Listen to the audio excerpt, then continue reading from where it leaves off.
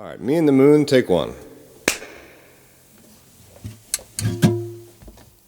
One, two, three.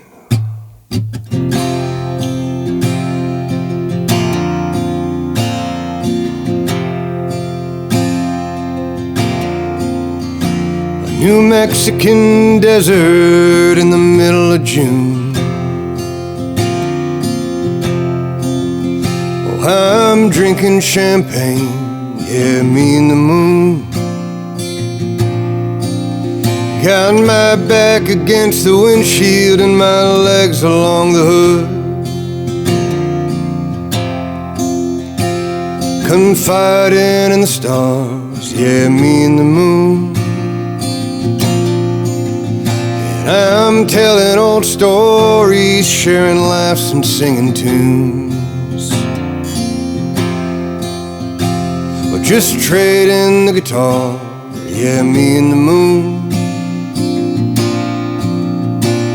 I'm a 10-day drive from the comfort of my room. Depending on the glow of me, yeah, of me and the moon. And the switchbacks down the banks of the Rio Grande, like a hairline fracture in the bones of the land.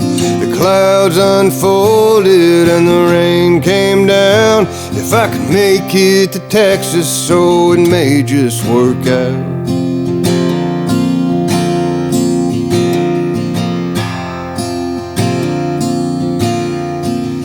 Now I'm eastbound on 10 with the sky rolling by. Whiskey River turned up, man, this is the life. And I'm drinking for free in a new town each night. With my sleeves both rolled up, man, this is the life. Oh, but the trees here ain't green, and a truck's not a home. I keep telling myself, this is the life. Yeah, the life that I chose. And the switchbacks down the banks of the Rio Grande, like a hairline fracture in the bones of the land. The clouds unfolded and the rain came down. If I could make it to Texas, so it may just work out. Amarillo by morning to see Maggie and Cole. Then on to Austin and San Antonio. Haven't left in the first place. Might make me a fool, but the desert's for dreamers, for me and the moon.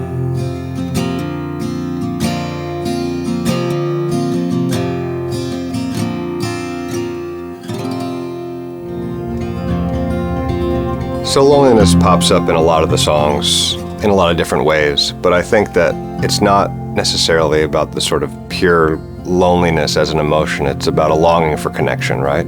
So the lyrical content in the songs is generally talking about how do I get closer to somebody, or I'm far away from somebody and I wish I was closer, or even to nature. There's a lot of songs I talk about the sort of desire to be connected to nature and to be in the woods or to be on the rivers. So the loneliness translates into a lot of different forms throughout the songs. A lot of my songs are steeped in nostalgia, and so there's longing for something that is maybe changed or evolved or never was the way that you thought it was to begin with. And there's loneliness in being far away from that. But there's rarely, I think, a hopelessness. And loneliness and hopelessness, those can kind of go hand in hand. So I don't know that it's necessarily loneliness as much as it is longing and desire for connection. The reality is that I spent the last 15 years of my life traveling, playing music. And when you're traveling that much, you tend to write about what you know, and so it just kind of seeped into the songs. Yeah, there's a lot of motion, and again, I think it goes back to what we were talking about with the loneliness. It's that longing for stillness, and when you're constantly in motion, the desire to sit still becomes pretty strong. So in a lot of the songs, you hear motion being described as something that we're working through. You know, it's, if I can just get past this, I'm gonna land somewhere. I don't think that the goal is to get away from anything or to move towards something. I think it is moving through something, right? Like, the only way out is through. To understand yourself in motion is to understand who you'll be when you finally get to sit still. And, you know, whether or not that translates in the songs, I think that's where the inspiration comes from.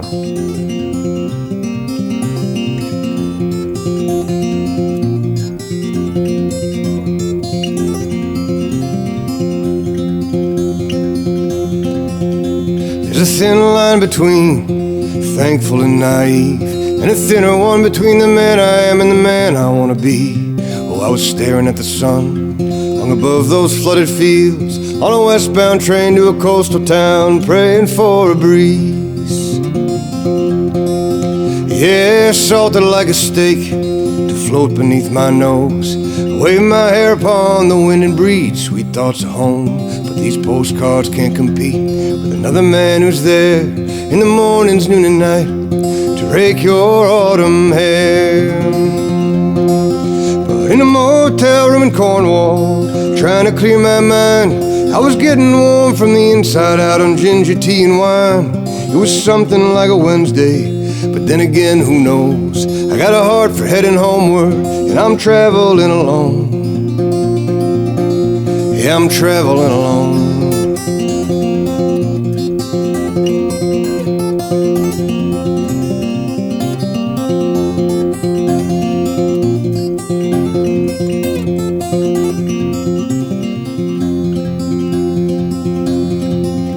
Now I'm microwaving eggs in an unfamiliar house, adjacent to the barroom that I played last night, and there's some anxious man stuttering words I cannot hear while I'm thinking about a girl that I left behind last year.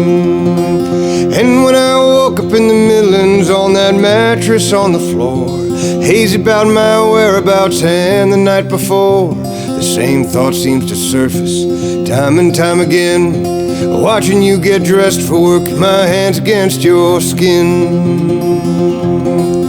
But in a motel room in Cornwall, trying to clear my mind, I was getting warm from the inside out on ginger tea and wine. It was something like a Wednesday, but then again, who knows? I got a heart for heading homeward, and I'm traveling alone.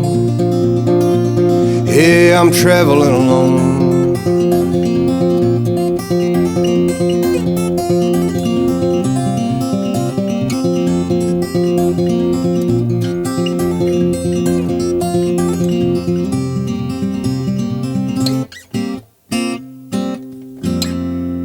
Two main things that I really look for are ease of use and inspiration.